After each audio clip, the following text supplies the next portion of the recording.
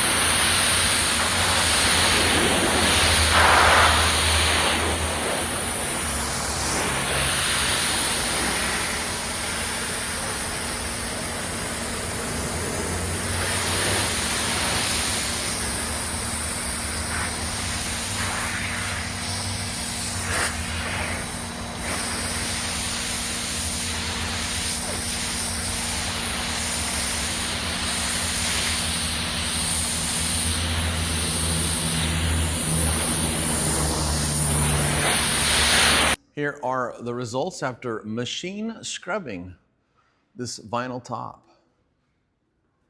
This thing sat under another car that was on a car lift, and all types of fluids, transmission fluid, motor oil fluid, power steering fluid, all kinds of fluids dripped down on this, and who knows how long it sat there. I don't think hand scrubbing could have fixed it. So what I shared was the machine scrubbing technique. And of course I used a cordless rotary for that, so there was no shock hazard since I was working around water. And for those of you wondering what I used, it was a cordless flex rotary with what's sold as a 5-inch rotary brush and saw scrub.